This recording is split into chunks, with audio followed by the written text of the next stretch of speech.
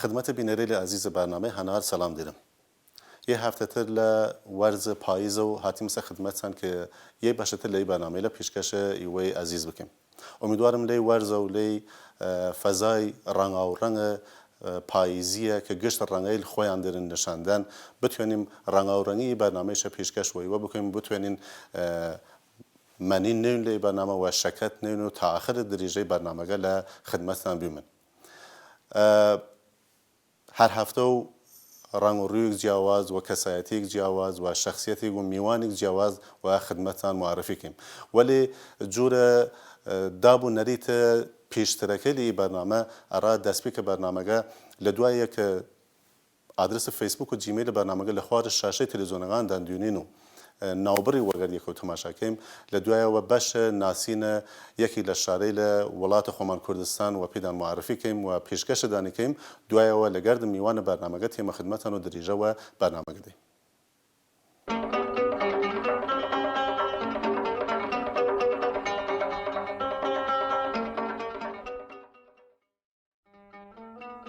شار ئیلام ناوەندە چوارمین ئوستانە کوردنشینە ئیران یانی ئوستانە ئیلامە کە لە هەسارێک لە کوێل و بەرزایە لە دارستانی و جەنگەڵی شوێنەخۆی کردێسە و کەش و هەوای ناوینە ئێڵاخی و دڵڕەفینێک دێت. لە 3 سەدە وەرجەئیسەوە حکوومەتە خودمختارە والیەیل لە ناوچەی ئیلام و پشتکوێ وەڕێوچیە. لەوە ناوبانگترینە ئی والیەی لە بود ناوە حوسێن خان، غولام ڕزاخان و حوسێن قولیخانە ئەبوو قەدارە ناوبووەریە. ئی کەسەی لە گەردی یەی سلسلە ڕەوابتە تایوەت وابەستە بین و حکوومەتە ناوەندیە ئیران. ئیلام ناوەی لە ترێک لە مێژوو داشتیە و هەر جار و ناوی گوڕیە. ئالامتۆ، ئاریوجان، ماسپەزان، دێواڵا، ڕدین، حوسەیناوە لەی دوایە لێشە پشتکوێ و دوجاریش لە ساڵە 1309 ئیلام. ئی شارە ئەڕا مسافر و ڕێواری لە خۆی سەوقاتیش دێرێت. ئەگەر تواسین چشتێک لەورە وەردە خۆدان هەڵگرین توێنین بژی، برساق، کولەکونجی و شلەکینە ئەڵبژارین. ئیشارە لە دوای کرماشان ورمێ و سنە چوارمین شارە کوردستان ڕۆژهەڵاتە و نزیک وە 230,000 کەس جەمیەتیە. لەی شارە ئێرانە 6 دانشگا خەریکە کارە و هەر ساڵێش دانشجوو گرن. دانشگای ئیلام، دانشگای زانستەی لە پزیشکی ئیلام، دانشگای باختەری ئیلام، دانشگای ئازادی ئیلام، دانشگای پەیامنووری ئیلام و دانشگای جامع علمی کاربردی ئیلام. زوانە مردمە ئیلام کوردیە و 2 زاراوای فەیلی و لەکی قسەکەن. لەی شارە ئاسەوارەی لە میژووی فرەیەکیش هەز شوێنەی لێکچووی قەڵای والی و کاخە فەلاهەتی و فرە شوێنەترەک. کەسەی لەوە ناوبانگ و مەشهوریگیش داشتیە کەسەی لێک جوورە شاوردی خان، غولام ڕزاخانە ئەرکەوازی، وەلی محەممەد ئومیدی، شاه محەممەدی یاری و برە کەسەی لەتر. یەکێک لە کارە ساتە وەرچاوەکانی میژووی هاوچەرخە کوردستان و ئیران کە لە ساڵە 1308 هەتاوی ڕوویداست داگیرکردنە ئیلامە و دەسە ڕزاشا و ڕاپەڕینە هۆز و ئەشرەتەی لە کورد و سەرۆکایەتی شاه محەممەدی یاری. ڕزاخان توەستیات و شەڕ و ملهوڕی تاکە فەرهەنگە نەتەوەیەک و سەر گشتە نەتەوەی لە ئیران بسەپنێت بەڵام و بەرگری و ڕاپەڕینە ئیلام ڕوویۆڕووبی و داخە و نیروی سەربازی و بۆمبارانکردن توێنس ڕاپەڕینەکە سەرکۆت بکەی و بڕێگیان زیندانی و بڕێگیانیش ئێدام بکەیت.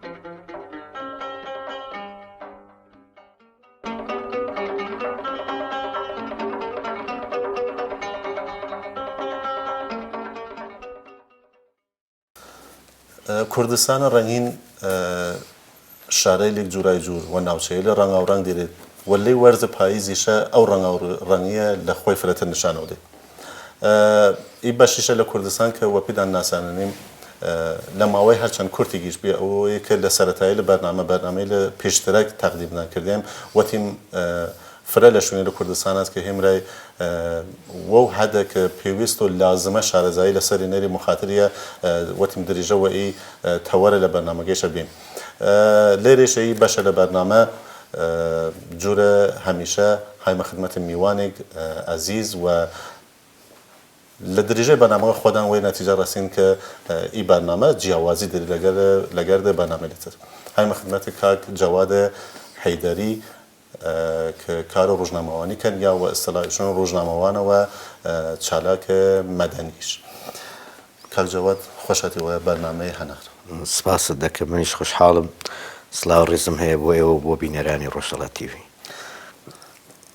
وەرجێکە خۆت بناسینی نوکتەی خۆشە ڕامان بیست یانی بەر لە نوکتەکە نەخۆم بناسیێنم یا خۆت نەناسن میوانەی ناسنەت باشە بەت بینەرەی ناسنەت من جەواد حەیدەری ساڵی 1353 یەکی پوشپەڕ یا 21/6/1974 لە بۆکان لەدایک بووم خوێندرم هەر لەو شارە تاوا کردووە کاتی خۆش یاریزانێکی باشیش بووم خۆش بابزانین چی یاری؟ لە فوتباڵ یاریزانێکی باش بووم دوای لە ڕێی شێعرەکانی مامۆستا هێمنەوە هێمن مکریانی هۆگری شێعر و ئەدەب بووم و چەند ساڵێکیش ئەندامی ئەنجومەنی ئەدەبی بۆکان بووم و 4-5 ساڵ دەستەی بەڕێوەبەر بووم بۆ ماوەیەکی کورتیش بەرپرسی ئەنجومەن بووم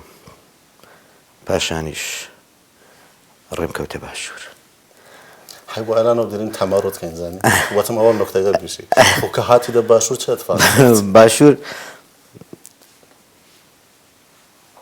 ژیانی منی تا ڕادەیەکی زۆر گۆڕی من لە باشوور وەرجەکە بچیت یەکەم ڕۆژی کە هاتمەوەی لەبەر خۆشەوەی سواری ئۆتۆمبیلێک بوو سایقەکە پرسیارێکی لێ کردم وتی خەڵکی کوێیت منیش گوتم خەڵکی بۆکانم کوتی عوسمان دەناسی لەسەر دەشت منیشتم نەوەڵا خەدەر دەناسم لەم حالەت ڕەت نێرن وەگەردێکۆ بۆکان و مەهاباد دوایی لە ڕێگا یەکەم جار بوو وشەی ئێم دەبیستی ئێ منیش کابرا هەر قسەی کرد و کتی بڵێ ئێ منیشتم ئێ نەمەزانی ئەیەکە ینی بەردەوام هەر دەیەکەی لای خۆمانە تا نزیک سلێمانی لەوێ کوتی تۆ بڵێ ئێ وەکتم ناڵم ئێ کوتی بۆ وەکتم زۆر ماندووم با جگەرێ بکێشم خۆ پەس تایرە خۆت ناساننی کە ئێ هاتینە باشوور و ژیانت گۆڕیاس ئیش ژیانە دەکە گۆڕیاز وەرە لای خاسی گۆڕیاز یاوە لەو خراوی خاڵی باشیشی بوو خاڵی خراپیشی بوو باشەکانیەوە بوو کە من دنیایکی ترم بینی بەس پارچەیەکی ترم لە کوردستان بینی ئەو دابڕانەی کە بەهۆی سنوورە دەستکردەکانەوە ئەو دابڕانە سیاسی کە بوو ئەوە بەلای منەوە نەما حیزبەکانم ناسی حیزبی کوردی لە نزیکەوە پاشان تێکەڵایم لەگەڵ بزوتنەوەی سیاسی ئەم پارچە لە کوردستانیش بوو تێکەڵا حیزبەکانی ئەم بەشە لە کوردستانیشم هەر لە نزیکەوە ناسی و تەنانەت لەگەڵ هەندێکیان لە سەرکردەکانیشیان دانیشت و مقسەمان کردووانە بەڵام ئەوەی بەلای منەوە گرنگ بوو ناسینی کەسانی هونەرمەند و ڕۆشنبیر و ئەدیب و شاعیران و تێکەڵاوێکی ئەدەبیم لەگەڵ ئەم دیو بۆ دروست بوو کە ئەو تێکەڵاویە و ئەو پەیوەندی وای کرد کە دەوڵەمەند بێت زانیاریەکانی من ئەو شتانەی کە فێر بووم پێشتر خەرمانەکە زیاتر بەرەکەتی تێکەوێت و من ئەوەندەی کە لەو ماوەی نزیک بە 11 ساڵی کە لێرەم زۆر شت فێر بووم بەڵام هاوکاتیش کۆمەڵشتیش ئازاری داوە ڕافقی دەرم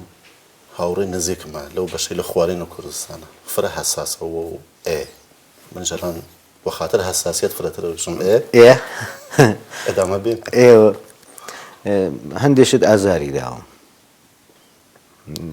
یەکەم شت ئەوە بوو کە یەکێ لەو شتانەی کە ئازاری داوم شێواندنی زمانی کوردیە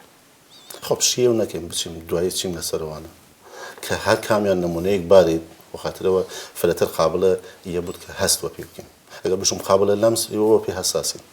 یا هەستیارەوە بوو باش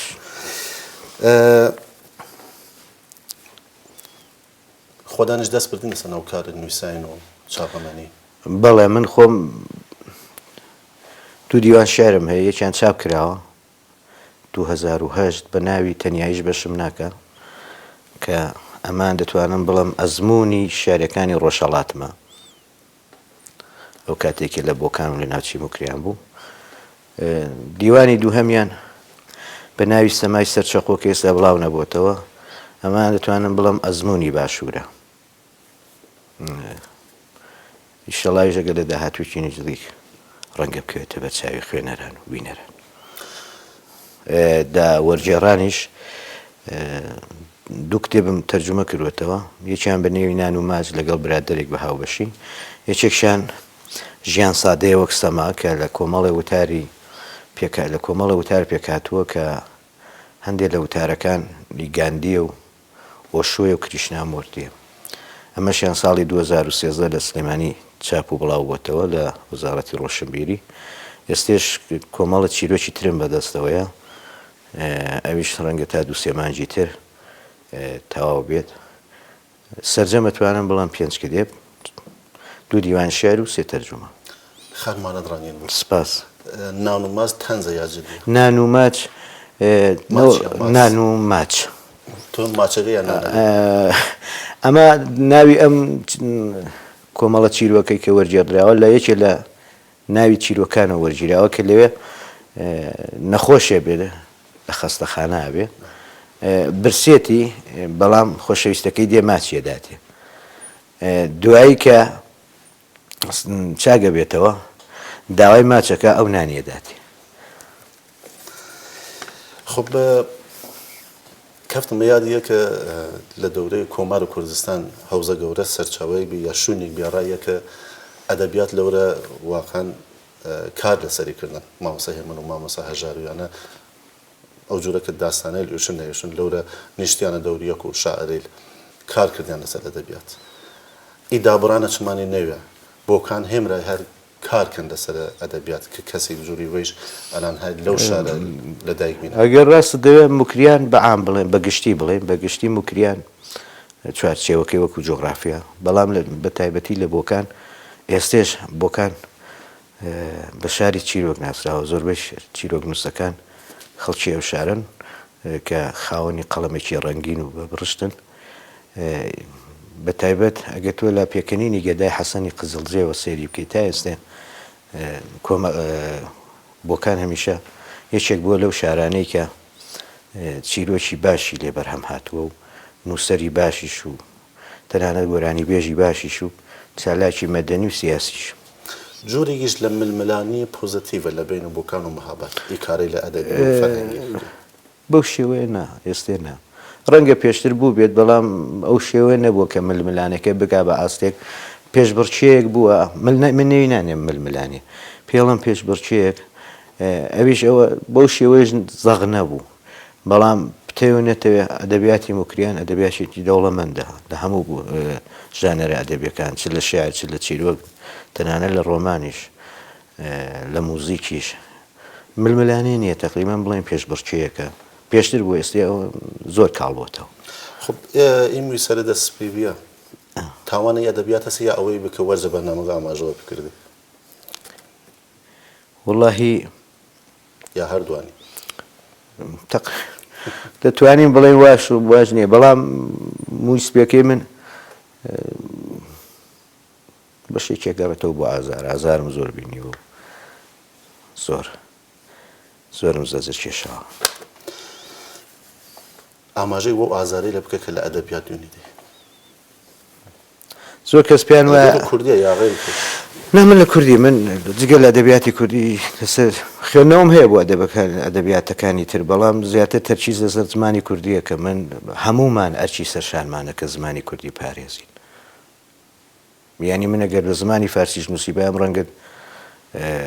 ئەو توانایشم هەبە، بەڵام من نامەوێت خزمەت بە زمانێکی تر بکەم لە کاتێدا زمانەکەی خۆم هەژار و فەقیر بێت. هەروەک مامۆستا هێمنی ڕەحمەتی دەفەرمێ وەکو ئەوە وایە نانی خۆت بەری لەسەر سفرەی کەسێکی تر بیخۆی. وەختی ئێمە زمانەکەی خۆم من پێم وایە هەر کەس بە هەر زمانێ بنووسێ خزمەت بەو زمانەکە، کەواتە بەیامە خزمەت بە زمانەکەی خۆمان بکەین. هیچ پێویست ناکە من خەونەکانم، ئاواتەکانم، ئارەزوەکانم، حەزەکانم، ویستەکانم هەموو کوردیە، بۆ بچم بە زمانێکی تر ئەوە دابڕێژم و خزمەت بە کتێبخانەیەکی بێگانە بکەم بەڵام کتێبخانەکەی خۆم هەژار و فەقیر بێ نەدار بێ بەداخەوە ئێمە هەندێک کەسی خاوەن قەڵەممان بوو کە لە ئەدەبیاتی فارسیدا پێگە و جێگەیەکی باشیان هەیە بەڕەگەز کوردن بەڵام خزمەتیان بە ئەدەبی کوردی نەکرد لە وەرجێڕی باش لە نووسری باش ئەمەش ڕەنگە کەم تەرخەمێکی زۆر گەورە من نێوی دەرێم کەم تەرخەمێکی زۆر گەورە کە بەڕاستی ئەدەبیاتی فارسیان پێ دەوڵەمەند کرد ئەدەبیاتی تورکیان پێ دەوڵەمەند کرد ئەدەبیاتی عەرەبیان پێ دەوڵەمەند کرد بەڵام ئەدی زمانەکەی خۆمان ئێمە شوناسی ئێمە زمانەکەمانە خوتانە لە نووسەرێل و ئەدیبەی لە ناوچەی من نیت کرماشان و نا کرماشان فەرقەکە تۆ ئەوە هەر شێوە زارەوە فەرقەکە نا ئەوانەیە کە فارسی کارکردن گلەیم هەیە لەوانیش من گلەیم هەیە لە تەنانەت هەندێک لە ناوچەکانی تریش بەڵام ڕەنگە پاساوی ئەوە بێنەوە کە بۆچی ڕەنگە لەبەر زروفی سیاسی ڕەنگە لەبەر زروفی زەمان ڕەنگە ئێمە نەما خوێندووە بە کوردی یا شتێکەوە بەڵام ئەمە مەرج نییە خۆی ئێمەش هیچمان لە مەکتەب نەما خوێندووە بەڵام هەوڵمان داوە من بە ماوەی 5 مانگ شەو و ڕۆژ هەوڵمدا تا ناڵی جودایی لێبەرکەم خۆ مەجای ئەومان بووە ئێمە خۆ ڕسکانە بۆ شتەکە خۆ ئەوە نەبوو بڵێ لە مەکتەب ئێمە ئەلفوبێ بیخوێنین ئێمە وەکو حەزی شەخسی وەکو تاسەیەکی خۆمان هاتوین فێری زمانەکە بووین کەواتە بابشی پارێزین ینی گوناحە ینی تاوانێکی گەورەیە کە تۆ هەموو شتێکت کوردی بێ تەنانە خەونەکانیشمان کوردیە چیرۆکەکارمان بەشێکی خەون و خەیاڵە بۆ بە زمانێکی تروی نووسین بۆ خزمەت بە زمانەکەی خۆمان نەکەیت لە موزیکیش هەروایە لە گۆرانیشدا سەوتی خۆشە بۆ تۆ بە زمانێکی تر گۆرانی هەڵیت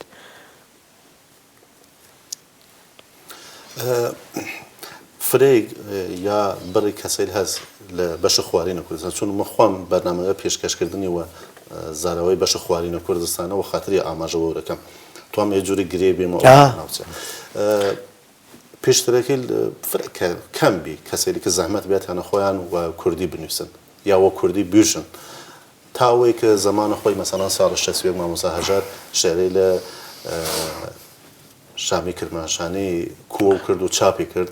کە واقعاً گۆڕانکاریەک لە ئەدەبیات لەو ناوچەوە دی هات من لە بەرنامەیەکیش باسی کردمە مەسەڵەن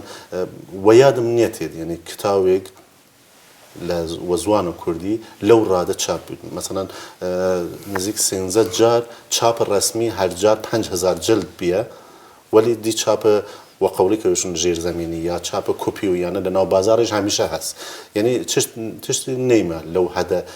کتاب چاپ بیت لە ناو ڕۆژهەڵاتە کوردستان وەلی ئێرەنگەیشە کە گۆڕانکاریەک دروست بێ کەسەری هاتنە دەرەندی وە کوردی کارە ئەدەبیکەن وەلی تیان ڕێنووسە فارسی وەکاربن بود بیدەنگ بێ من بشم دەستدان خۆش بود ئەی بنەری هەکار بکەن وەلی ئەی بنەری وەڕێنووسە کوردیان نەباید بگوزاریم لێ قەزیە ناویان نێتێرم وەلی کەسێری هەسی کارەکە ئەوەی کە جێ خۆشحاڵیە بۆ من لەم چەند ساڵی ڕابردوودا زمانی کوردی چ وەکو نووسین چ وەکو خوێندنەوە لە کرماشان و ناوچەکانی تر ڕوو لە گەشەکردنە کە ئەمە بەشێکی دەگەڕێتەوە بۆ ڕۆڵی میدیا ئەگەر لەبیر بێ مێدیات کاتی خۆی مێدیتیوی کە هەموو ترویزیۆنی کوردی قەرزدارە بۆ ترویزیۆنە چونکە بەڕاستی ڕۆڵێکی باشی گێڕە هەم لە ڕوانگەی سیاسیەوە وەکو گرێدانی هەموو ناوچەکان پێکەوە هەم لە زمان هەم لە شێوەزار جێ خۆشحاڵیە من ئاگادارم چەند ساڵێکە لە نزیکەوە پاروپێرارێکی 1-2 فیستیواڵ بوو لە هەولێر و لە سلێمانی من زۆر گەشت بینم بە زمانی کوردی لەو ناوچەی کرماشان و باقی ناوچەکانی دەوروبەر ئێستا کۆمەڵی کەس بە گوڕوتینێکی باشەوە بە دڵسۆزیەوە بە تایبەت دڵسۆزەکەی زۆر گرنگە چونکە شت نابێ زۆر و بۆر بێ شتێکی پوخت و پاراو بێ بەڵام جوان بێت جێی خۆی بکاتەوە بمێنێتەوە ئێستا دەتوانم بڵم جێ خۆشحاڵی لەو ئەو کارانە کراوە بەڵام ئەوەی کە تۆ باسی یەکەی لەگەڵ زمانی فارسی پتێونەتێ زمانی کوردی و زمانی فارسی هاوتەری بن تقریبان هەردووچیان سەر بە یەک زمانی هندووروپی ئەگەر لەو بوارە لەو ڕوانگەیەوە بۆی بچین تقریبا یەک نزیکین ئەم یەک نزیکیە ڕەنگە زۆر جار تێکەڵاوی بێنێ و هەندێک ئەم لە تۆمەتبار بکە بەڵا ئەوە فارسیە یا ئەو تۆمەتبار بکە بڵاو کوردیە ئەمە زۆر بنام بەڵام ئەوەی بەلای من گرینگە زمانی عەرەبیەکەیە کە هیچ خاڵێکی هاوبەشی نییە لەگەڵ زمانی کوردی ینی مەبەست موشە نییە ڕێنووس ڕێنووس شێری وەتیدەوە کوردی وەلی وە ڕێنووسە کورد فارزی بنووسی وە پیتەی لە فارسی ئەوە کێشەیە چونکی ئێمە کۆمەڵە پیتمان هەیە کە فارز نیەتی پیتەکانی ئێمە لە چاو ئەلفوبێی فارسی زیاترە بە سەدان وشە و هەزاران وشەی ئەو مەسەلەن بۆ vێمان هەیە ئێمە فارز نیەتی ئێمە بە سەدان وشە و بە هەزاران وشەمان لە ناوەچێ ئەگە ئێمە بۆ ڕێنووسە بینووسین ئەنی ئەو مەترسیە دەبێ خەمی لێ بخۆین خۆ ئاماژەی وە میدیا کردی وەلی لێرە وەرجەیەکە بچمە سەر باسە میدیا دەڵت پەڕە لە دەست میدیا چمان زۆر خۆ وەرجێ ئیمەش بەشێکی دوای باس یەکەم وەرجەیەکە بچمە سەر باسی میدیا بی یەکەم حاڵ و هەواگە بگۆڕنێ علاقە بە گۆرانی بێژ وە هونەرمەند وەیانە دیرین ئەسان علاقە بە موسیقی دیرین زۆر هەموو بەیانی من بە موزیک دەست پێەکەم خۆ بێ هونەرمەند لە بەش خوارین و کوردستانە گاڕامان جیاوە بکەی بشی گۆرانی یا دووسترم گوش پێ ستێ بڵم لۆڕ نژات بینەرەی عزیز دڵی پەڕە کاک جەواد یەکەم موسیقی گوش تێم وەگەردێکە و ئستلاحە کەمیش ئەڵبەت دروست نەوەتم یەکەم وەلی بەشێک لە گۆرانەیەک لە گۆرانیە لە کاک حشمەتە لۆڕنژاد یادی وەخێر بوود گوشکردی وەگەردێکە و دوایەوە تێمنەوە خدمەتە کاک جەوادە هەیدەری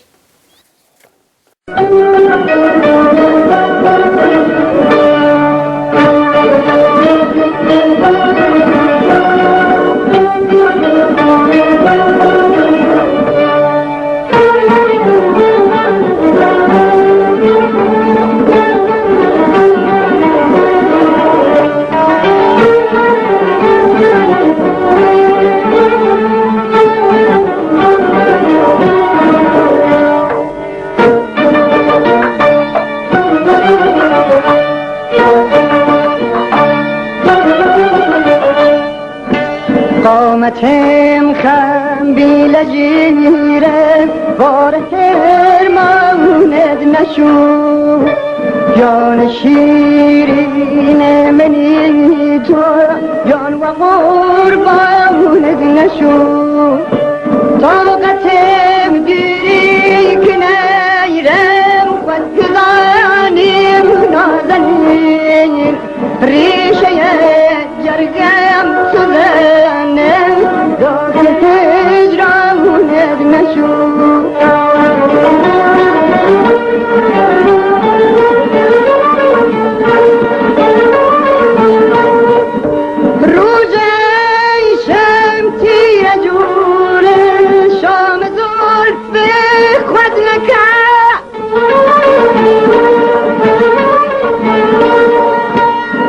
بهار بی خزان دست و دامان کشو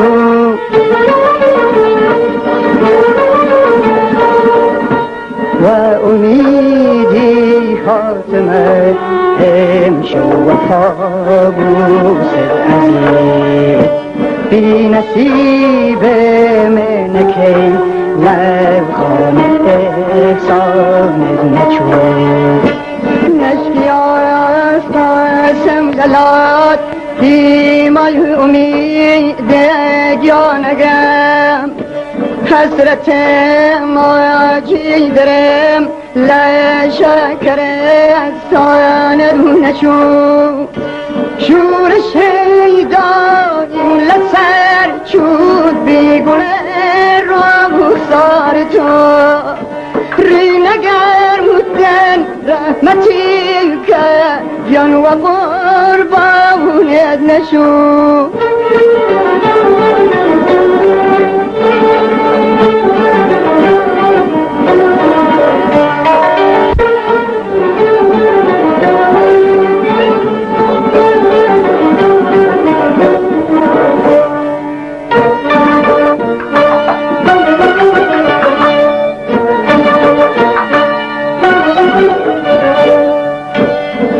زحمتم خم بیلجیره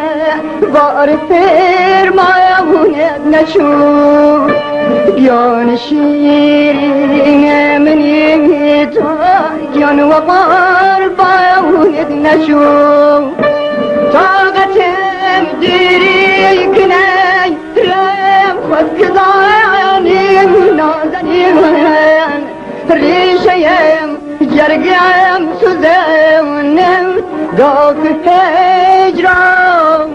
نچون ئەوانەی کە هاوڕێمانن لەگەر بەرنامەی هەنار و ئەلان تماشای بەرنامەکەن هایمە خدمەتی کاک جەواد هەیدەری. کاک جەواد جاروبەر ناو ئیوە تێکەڵ بوود. جەواد هەیدەری هەیدەرە جەوادی وەگەر هەیدەر ئەوادیش نسبەت وەڵای دیوە هەڵۆی زمانەوانی زۆر جار هیچ نسبەتی دیرین یا سەرۆک وەزیرانە عێراق من خەڵکی ڕۆژهەڵاتمەوە و خەڵکی بەغایەوە هیچ پەیوەندێکمان نییە. دووسیش نێرن پەیوەندی فامیلی دروستکەین نەخێنەوە. خۆ وەتیم باسم میدیا وە گشتی وازیگی تەلەڤیزیۆن و ڕاگەیاندن بوو ڕادیۆ بوو یا چاپەمەنیەکان وە شێوەی مەجەلە بوو یا ڕۆژنامە ئەڕە دڵدان پڕە لە لیمان. گەڕاستە دەوێت تەمەنی میدیا لە ناو ئێمەی کووردا تەمەنی کەمە کورتە تەمەنی کورتە کە تەمەنیشی کورتە زۆر بە خراپی هاتووە مناڵەکە بە نوقسانی لەدایک بووە دەبێت هەوڵ بدەین ئەو نوقسانی نەمێنێت چارەسەری کەین. میدیای ئێمە بە هەموو بەشەکانیەوە هەم لە ناوەڕۆکدا هەم لە پراکتیکدا زۆر وێرانە. ینی تۆگە سەیری زمانی کوردی بکەی لە میدیای کوردیدا گریانت دێ ئەوەی کە جاران دوژمن نەیدەتوانی زمانەکەمان بشێوێنێت. ئێستا ئێمە خۆمان لە ڕێگای بەدەستی خۆمان لە ڕێگای میدیای خۆمانەوە خەریکە زمانی کوردی دەشێوێنین و کاولی دەکەین و وێرانیەکەین. دەست و پێی وشە هەمووی شکاوە ڕستە هیچی سەر لەبەری هەموو غەڵەت داڕشتن زۆربەی کات یا داڕشتنەکە فارسیە لە کوردستانی ڕۆژهەڵات یا لە باشوور عەرەبیە یا لە باکوور تورکیە. لە کاتێکیشدا هەمومان نەزانین کە ڕێنووسی ڕێزمان و ڕێنووسی هەرسی زمانەکە جیاوازە. ئەمە وای کردووە کە ئێستا میدیای کوردی سێ شێوازی پێ دیارە هەم شێوازی عەرەبیەکەی پێوە دیارە هەم فارسەکەی پێوە دیارە هەم تورکیەکەی پێوە دیارە. ئەوەی کە دەبێت ببێ کوردیەکەی نییە تۆ سەیری ڕستەکانیان کە سەیری داڕشتنەکان کە داڕشتنەکە تۆ هەز دەکەی ئەمە داڕشتنیە کە دەڵێ تەرجمە کراوەتەوە لە زمانێکی ترەوە. یعنی زمانی کوردی ئەوە نییە کە ئێمە ئەمڕۆ لە میدیای کوردیدا دەیبینی. خۆ بیمە خۆمان جاروبەر دڵداری وە خۆمان دێم و لە ناو ڕاگەیاندنەکان یا لە بڕی لە کوبنەوەی دیمە مەسەڵەن باسە ئەدەبیاتکەن شوی من تاوانبار ئیمەنی من دەسەڵاتە سیاسی توێنەی کارە بکەیت ئیمێش خۆ هێمرای دەسەڵاتە سیاسی نەیریم بۆ خاتر یاسە کی باید چارەسەری قەزیە. باەکشت پێ بڵم من ناڵم زمانی میدیا زمانی ئەدەب بێ یا زمانی سیاسی بێت باز زمانی میدیاکەی خۆی بێت. دروستە سیاست هەموو شتێ داسەپێنێت زمانی میدیایی داسەپێنێت ئەوەی پێی خۆش بێت دایسەپێنێت بەڵام لەگەڵ ئەوەت هەم کە ڕەنگە بڕیاری سیاسی بێ بوچوونی سیاسی بێ یا خودی سیاست وا بکات بەڵام ئەگەر ئێمە بمانێ بە شێوەیەکی پرۆفشنال کار لەسەرەوە بکەین من پێم وایە دەبێت پۆلێنبەندی بکرێت هەر کەس ئیشی خۆی بکات سیاست لە جێی خۆیدا ئیش بکات میدیا لە جێی خۆیدا ئیش بکات ئەدەبیات لە جێی خۆی بە حکمی ئەوەی ئێمە هێستا کیانی سیاسیمان نییە هەموو شتەکانمان تێکەڵاوە بۆیە ئەوەش ئەم بێسەروبەرەیە دیارە ئەگەر ئەم بێسەروبەرەیەکی ئێمە ئەم ڕۆژانە دەیبینین بەشێکی دەگەڕێتەوە بەوەی کە ئێمە کیانی سیاسیمان نییە نەبووینەتە دەوڵەتێک نەمانتوانیوە تا ئێستا دەوڵەتی بۆ خۆمان دروستکەین دەوڵەتێک کە موسساتی بێ و دامەزراوەیی بێ و هەرکەس ئیشی خۆی بکات لە بواری خۆی دایش بکات خۆشت دەزانی بەشی هەرە زۆری ڕۆژنامە نووسەکانمان لە ئەدەبیات و لە ڕۆمان و لە چیرۆک و شیعرەوە هاتوونەتە ئەو بوارەوە ئێستا زۆر جار ئەو زمانی ئەدەبەکە زاڵە بەسەر زمانی میدیایەکە من پێم خۆشە زمانی میدیایی وەکو میدیا خۆی ئیش بکات نە ئەوەی کە ئێمە من پێم خۆش نییە زمانی میدیایی زمانێکی ئەدەبی بێت یا زمانێکی سیاسی بێت پرۆفشناڵانە ئیشی کاری خۆی بکات لەگەڵەوە هەمباڵە سیاست هەموو شتێکی ئێمە داگیر کردووە ینی دەستی بەسەر هەموو شتێکی ئێمە داگرتووە هەموو شتەکان خوێندنەوەی سیاسی بۆ کرێت بۆچوونی سیاسی بوو لەسەر درێت بڕیاری سیاسی لەسەر دەدرێت ئەمە ژوای کردووە کە شتەکانمان هەموو تێکەڵاو بێ من لەگەڵ قسەی جەنابەت بوو تووشی زوانە میدیایی ئەوەی کەوەیشین فرەتر گردیدەوە ڕا ئەو زوانە محاورەی ناو خەڵک زوانە ڕایجە ناو مردمێک کە هێمرای ئالوودەی وەقەوری و ئەدەبیات نوێنە باشیت پێ بڵم یەکێ لە خسلەتە باشە تایبەتمەندیە باشیەکانی زمانی کوردی ئەوەیە چۆن قسە دەکەی ئاوا دەنووسرێت ئێمە نابێت لاسای عەرەب بکەینەوە بڵێن وڵا ئەدەبیاتی نووسراوەمان لەگەڵ ئەدەبیاتی مەحاورە نوێشتاریە گفتاری بڵێن جێ ئەوان زمانەکانی فارسیش ئەوەی هەیە بەڵام دەوڵەمەندی زمانی کوردی زۆر کەس پێیان وایە ئەمە بەکەم و کورتیە بینێ نەخێ بە کوردی من ڕۆژانە چۆن قساکەم ئەوە ئەنووسم زمانی کوردی ئەوەیە دەوڵەمەندیەکەی کە ئەوەی کە هاتەسە ناو کارێمە و پێشەوانەی دریم چی من نمونە بارەڕامان کرد لەمسی بکەین لە شوێنەی کە مەسەڵەن دی کاولی کردیمەوە قەولیوە ئێستا بۆ نمونە ئێمە دوور کەوتوینەتەوە لە زمانی مەحاورە لەم بەشە لە کوردستان ئەوە نییە کە ڕۆژانە تۆ قسەی پێەکەی داڕشنەکە داڕشنێکی عەرەبیە چونکە خوێندنەوەکان هەموو خوێندنەوەی عەرەبین بەڵام ئەگە تۆ بێ و بە زمانی کوردی خۆمان چۆن قساکەین ڕۆژانە لەگەڵ کەس و کار و دایک و باوک و لە کۆمەلگا چۆن قساکەین هەر ئەوە داڕێژەوە لەسەر کاغەزدای ڕێژەوە ئەمە خۆی زمانەکەیە بەڵام ئێمە هاتوین چەسپاوین بە کۆمەڵە وشەی عەرەبیەوە یا بە کۆمەڵە وشەی فارسیەوە یا بە کۆمەڵە وشەی تورکیەوە ئەمە وای کردووە کە دوور کەوینەوە لە زمانی مەحاورە زمانێکی نوێشتاری ئەوان وەربگرین بە سەقەتیش وەری بگرین چونکە ڕێزمانی ئەوان لەگەڵ ڕێزمانی ئەمە زۆری فەرقە زمانی کوردی زمانێکی پوخت و پارا و ڕستەی کورت و پڕناوەرۆکە تۆگە سێرکی ئیدیۆمی کوردی زۆر بەخۆتە ئەوەی کە ڕۆژانە میدیای کوردی ناتوانێت ئیستفادەی لێ بکات ناتوانێت بەکاری بێنێت لە کاتێکدا ئیدیۆم دەبینی ڕەنگە ئەگەر ئیدیۆمێکی کوردی دابەزێنی بە ئەندازە یەک پاراگراف بە ئەندازی دە 12 دێردە دێر حەوت دێر مانا واتا بەخشێت هەر بوو منش لەگەڵ قسەی جەنابەتم کە دەبێ ئێمە کارێ بکەین کە زمانی مەحاورە بەکار بێنین بەڵام بەخۆشت دەزانی میدیا زمانی خەڵکە تۆ بۆ خەڵک نووسیت بۆ خەڵک تۆ ڕۆژانە دەبێ ئەوەی کە خەڵک بەکاری دێنێت بەڵام میدیا ئەوەی نەکردو میدیا هاتووە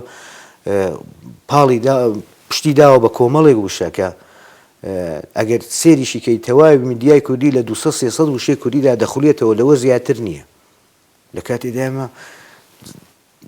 قاموسێکی چەند هەزار وشەی کوردیمان هەیە وشەکان بەکار ناهێنین فقط 200-300 وشەمان گرتووە لە میدیادا فقط ئاوانە دەچەر لە دەوری بازنێدا دەخولێنەوە هەر ئەو وشانە بەکاردێنن بۆیە زمانەکەی میدیای ئێمە زمانێکی کوردی نییە بەو شێوەی کە چاوەڕوانی لەکەین خب بڕێک چوێک خوشببینانە تماشای قەزیەکەن وشن کە وە تایوەتی لی باشووری کوردستانە لی ماوەی 15-20 ساڵە نزیک لە ڕادەوە دەردی چەندی کاناڵە سەتەلایەتی دامەزریاس و ئەو گشتە کارە چاپەمەنیەکە کریاس لە مەجەلە و لە کتاو و لە ڕۆژنامە کە چاپ کریاس چون ئە جوورە پرۆسەی باید تماشای بکەین کە وەرە و ساغ بینەوەی زوانە کوردی بچوت وشن یارمەتی دەرە ئێوە ئیجورە فکەن یاوە پیچەوانە وشن کاولێکن زین چۆنە هەرەوەی کە من خەفەتی لێ خۆم لە دڵسۆزیەکە هەمومان خەفەتی لێ خۆین من پێم وایە بە حکمی ئەوەی کە ئێمە تا ئێستا نەمانتوانێ و بنکەیەکی زانستی دامەزرێنین بۆ نزیکردنەوەی شێوەزارەکان و بۆ داڕشتنی زمانێکی یەکگرتوو کە بتوانین ئێمە لە هەموو شێوەزارەکان دوای ئەوەش نەبوونی لێژنەیەکی پسپۆر لە وەزارەتی ڕۆشنبیری لە وەزارەتی پەروەردە لە دام و دەستگا پەیوەندیدارەکان کە بتوانن ئەو شتانە ڕێکخەن باشە لێرە چاودێری نییە تۆ ڕۆژانە سیر کە بە سەدان کە دێب چابە بێت پڕە لە هەڵەی ئیملایی پڕە لە هەڵەی ڕێنووسی لە داڕشتن بەڵام چونکە لێژنەیە نییە پێیدا ناچێتەوە چاودێری ناکە تەنانەت وای کردووە کە زمانەکە شێوێندرێت زمانەکە شێوێنراوە یعنی ئێمە ئەوەی کە دوژمن زەفەری پێنەبر بە زمانی کوردی ئێمە خۆمان بە دەستی خۆمان وێرانمان کرد بەڵام ئێستێش درەنگ نەبووە دەبێت هەوڵی بۆ بدەین شەو ڕۆژ هەوڵی بۆ بدەین کە ئێمە کارێ بکەین کە نێڵین لەوە زیاتر تەشەنە بکات و لە ڕێی دڵسۆزان و پسپۆران و شارەزایان وا بکەین کە دانیکەم هیچ نەبێ زمانێکی یەکگرتو دروست کرێت کە بتوانێت هەمویان لێک نزیکاتەوە وشەکانمان نەفەوتێ وشە خەریکە فەوتێ زمان خەریکە فەوتێ خۆت ڕەنگە باشتر ئاگاداربی بە پێی ئاماری یونسکۆ ساڵانە چەندین زمان لە ئافریقا لە ئەمریکای لاتین لە ئاسیا خەریکە مەفحەوە دەبن بە ناوەچن. خب ئێوە ئاماژەوەیە کردین کە ئێمە سنتەرێک و ناوەندێک نێری مەڕایی کۆڕە زانیاری کورد و ئاکادمیای کوردی دریم پێشتر ڕۆڵیان بوو ئێستا ڕۆڵەکە و ڕۆڵی جاران نییە تۆ سمبرکە لە هەفتاکان لە بەغا کۆڕی زانیاری کورد چیە کرد لێ مەسەڵەن کەسانی وەکو مامۆستا هێمن و هەژار و پرۆفسۆر عیزەدین مستەفا ڕۆستومانە کاریان لەسەرە کرد کە دێب دەچۆ بەردەستی ئەوان هێمن خۆی هەژار مکریانی کاتێکە تەرجمەکەکە لێ پێش دەیخاتە بەردەمیان دەڵێ ئێوە خۆتان پێدا بچنەوە خۆتان چاودێری بکەن و ینی کەسێکە خۆی مامۆستایە بەڵام ئێستێ بە لێشاو کرێ بە ڕۆژانە چا بەبێت جەریدە دێتە دەرێ گۆڤار دێتە دەرێ ڕۆژنامە دێتە دەرێ هەر ئەوە ژوای کردووە تەنانەت لە کرێبی دەرسی مەدرسەشدا هەڵی تایە هۆکاری لاوازیە ئەو کەسە دەستەکانەوەرە یا بەڵێ زۆربەی ئەو کەسانەی کە لە میدیاکانی شەکەن زمانی دایک ناسانن نه ئەلان کە میدیاگان گوش نییەنە ئەو چشتێکە ئاکادمیای کوردی یا کۆڕەزانیاری کوردیشن دلیلێک ئەو کەسی دەست کە هانەورە دەرن کارکردن لاوازن زەیفن یا یەکە دنیای جۆرەوە پێاتی کۆنتترۆل وڵی ئەوە بەشێکی وایە خێراییە ئەمڕۆ تەکنۆلژی ئەوای کردووەی بەشێکی ئەوە خێرایەکێتی بەشێکی دووەم کەم تەرخەمیە بەشێکی سێهەم بڕیاری سیاسی لێ پشتا مەسەڵەن تلویزیۆنێکە تلویزیۆنی فڵان ئەو لەسەر ئەوەیە مەبەستە سیاسیەکەی خۆی پێچێتی دیکاری بە زمانەکە نییە ینی ئەوەی بەلای ئەوە گرنگە ئامانجە سیاسیەکەی نە ئامانجە زمانەکەی ئەمەش هەیە لەگەڵەوەی تۆشەم کە پەیوەندیەکان پچراوە لە بینی شوێن ئاکادمیەکانی زمانەوانی لەگەڵ میدیاکان یا لەگەڵ دام و دەستگا پەروەردە تەنانە لە پەروەردەدا ئێستا بەدەیان هەڵی ئیملایی لە کتێبەکاندا ئەو مناڵە چ گوناحێکی کردووە لە مەکتب بە هەڵە فێر بێت تازە تا بۆشی ڕاست دەکەنەوە چەند ساڵێکە چش وەڕای ئیوە جۆرە کەسێکە کارە چاپەمەنی کردی نەخۆدان و جاروبارش لە ڕاگەاندنەکان حاضر بین و هەرچەند وەخراومان زانین وەلی حاضر بین کە هاوکاریمان بکەین باید چە بکرێت کە ئی مەسیرە دی درێژە پێیان نەکەێت و بچین وەرە و شوێنێکە ساخدون ئایا ئی حکوومەتە هەرێمی کوردستان شتی لە دەستی تێ یا خارجە لە هەوزەی ئەوان و باید کەسێتتر کاری بکەن هیچ شتێ لە دەسەڵاتی سیاسی دەرناچێت ینی حکوومەت هەموو شتێکی لە دەست دێ ئەگە بیەوە بیکە من پێم وایە میدیای کوردی من عەرزم کردی تەمەنی کورتە تازە لە دایک بووە ئێستێش مەجال هەیە دەتوانێت لە ڕێی وەرشۆپەوە ئەو خولو دەورانە ببیندرێت دوای ئەوە زۆر گرنگی بدرێت لە بەش لە پەیمانگاکان و لە زانکۆ لە بەشی میدیا یا ڕاگەیاندن دروستە لە بەشی پرۆفشناڵێکی ئیشەکەن وەکو تەکنۆلۆژیاکەوانە بەڵام بەشێکی تر بکرێتەوە زمانی ڕاگەیاندن لە ڕێگای مامۆستا و پسپۆرانەوە لەوێ شێوە داڕشنەکە بە زمانێکی پوخت و پارا و ڕەوان بێت کە ئەمە کەم تەرخەمی هەیە لە ڕاگەاندن هەموو بەشێکەیە بەشی زمان نییە ئەمە ئێمە دەتوانێت لێ ئەو بەشە بکرێتەوە کە زمان لێ خوێندرێتەوە کێشە نییە کاکە زۆربەی هەرە زۆری ئەو کەسانی لە میدیای شەکەن زمانی کوردی بە باشی نازانن زۆر جاری واشە کەم و کورتەکانی خۆیان دەخەنە سەرشانیەوە کە زمانی کوردی فەقیرێت نەخێ زمانی کوردی فەقیر نییە دروستە ئێمە لە هەندێک بواری تەکنۆلۆژی و فەلسەفی و بیرکاری ئەوانەدا کڵۆڵین هەندێک دەستەواژەمان نییە بەڵام خۆ وشەکانی ترمان هەیە کە دەتوانین جێگرەوەی ئەو وشانە ببێت یا دەتوانین وشەی بۆ داتاشین مەسەڵەن کۆڕی زانیاری توانێت بێتن وشە داڕێژن ئێستا تۆ سێرکە هەر لە تاران تۆ سێرکە ئێستێ فەرهەنگ سەرای لە تاران وشە دادەنێن لە بەرابەر وشەی بێگانەدا مەسەڵەن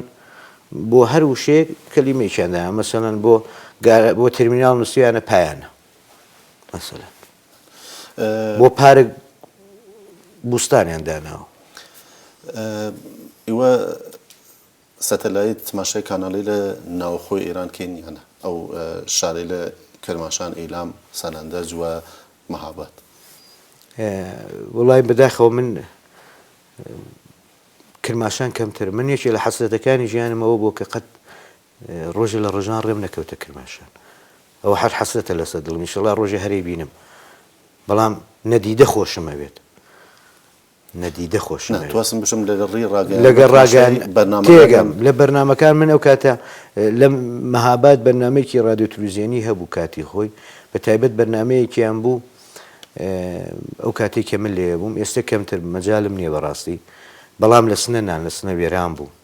ینی تلویزیۆنی سنە بە ئانقەست کاری دەکرد ئەمە سیاسەتی لە پێش بوو بۆ شێواندنی زمانی کوردی دەنا ئەردەڵانی وانە زمانی ئەردەڵانی زۆر شیرینە شێوەزاری ئەردەڵانی زۆر شیرینە بەڵام ئەوە نەبوو کە تلویزیۆنی سنە نیشانیت ئەمە نیەتێکی سیاسی لە پێش بوو بەڵام لە مکریان لەوێش هەبوو بەڵام کەمتر بەڵام لەوێ زمانەکە پاراوتر بوو بەرنمەیەکیان بوو خاو خێزان بەیانان ڕادیۆ مەهاباد کەسانی شانیەکە بەڕاستی دڵسۆز بوون بۆ وشە من تەنانەت وشەم بەقەت مناڵی خۆشەوێت هەر یەک وشە چۆن کابرا مناڵەکەی خۆشەوێت من یەک وشێک ینی وشە لای من مناڵێک خب کاک جەواد دیوەرە و کۆتایی بەنامەکە هاتیمە ینی پاسەکە گەرم و گۆڕ بێ دووسش دەرم فرەتە لێ بچیم وەێ کەمی کاتەکە چییە وەێ وەرجەیەکەتی لێ زیاتر پیرەمان بکەن من چۆڕی یەبیم کە قسەی خۆش ئارامان بکەن و کەمی لێ هاڵهوا دەبێت ئەرا کۆتایی بەنامەکە داوا لە لی نەکەم قسەی ڕووە بینەری بشێت دووسرم نکتەیە تر بشت لە ڕەمان وە دوایەوە کۆتاییوە بەنامەکە بات نکتەی تر هەیە مەسەن لە فارسی لەو دیوز لە ڕۆژهەڵاتی شولێرش مەسەن من لە ماوەیەدا جۆم لە قسەی برادرێ بۆ کوردی قسەیەکی کوتی ئێمە ئەنوا و ئەقسام ڕاهای مختلفمان ئیمتحان کرد بەڵام متاسفانە مسمەری سەمەر واقع نەشد یعنی ئەمە نازانم ناوی بنێم چی یان لەم دیویش هەر بوو لە بعضی ئەشخاصی متەناقیسەن کە وشەی کوردی اختلاتی وشەی عەرەبیەکەن مەفروزەن بعض ئەشخاصە بە زووترین وەقت لە مجتەمع دەرکەنێن چونچێ مضێڕن بۆ مجتەمع من نازانڵێ وەلی معناکەی زانم بەڵام بەڕاستی ئەمە کوردی نییە ئەوەیە شێواندرانی زمانی کوردی مەرجیش نییە هەمومان شاعیرانە قسە بکەین ینی هەموو شاعیرانە بەڵام ئەو زمانی کە ڕۆژانە دایکەکانی ئێمە خوشکانی ئێمە برایانی ئێمە باوکی ئێمە خاڵ و کەسوکاری ئێمە قسەیان پێکردو باوش بە شێوەیەک لە شێوەکان کاریگەری هەبێت لەسەر زمانی میدیا ئەوەی کە بیرم کەوتەوە من خوێندکاری پەیمانگا بوو ڕۆژێکیان دەرسی ڕێزمانمان بوو مامۆستاکەمان من بە حکومی تەنیا ڕۆژهەڵاتیە بووم لێوێ کوتی وەرە لای تەختە ڕەشەکە و منیش چوم و کوتی بنووسە ڕێبوار هات منیش نووسیم ڕێبوار هات و کوتی ڕێبوار چییە و دەرسی ڕێزمانی پێ بکەینەوە ڕێبوار بکەرە فاعیلە و هاتیش کردارە کوتی بەچی بم کوتمە خەو ڕێزماوە ئاڵێن کەسێکە کارێکی کردو هاتووکاری ئەمەلەکە ئەنجام درراوە کوتی نادەبێ هەر بۆ مسلمانی منی شەکە هەر پێم کوی قبولی نەکرد بەرامبەری پەیمانگاکەمان مزگەوتێکی لێ دیار بوو مامۆستا بۆ قورعانی لە مزگەوتێدا ڕێبوار بکەرە دەست خۆش بی مەمنون من دەبلەواتی تۆ قوربانەوە بینەرێ لە عەزیزمان ئەو بەشێک لە قسەکان کاک جەواد باسی کرد زوانێتر بێ تقریبان عەرەبی و فارسی بێ ئەوانەیە کە شارەزای لە عەرەبی و فارسی حتمما حالیدان بیە و ئەوانەیە گشت کە حالیان نێودی کیشەی خۆیانە مەجبورن بچن زوانە بیگانە یای بگرن جارێتر مەمنونم لە کاک جەواد کە حازر لێ بەرنامە بی و دەستخۆشیش لێی وەکەم کە تا کۆتایی بەرنامە لەگەردمان بین و هاوڕێی بەرنامە بین تا هەفتەی بانان و یە بەرنامەتر لە بەرنامەی لە هەنار بنیشنە خۆش و ماڵدان ئاوا بوت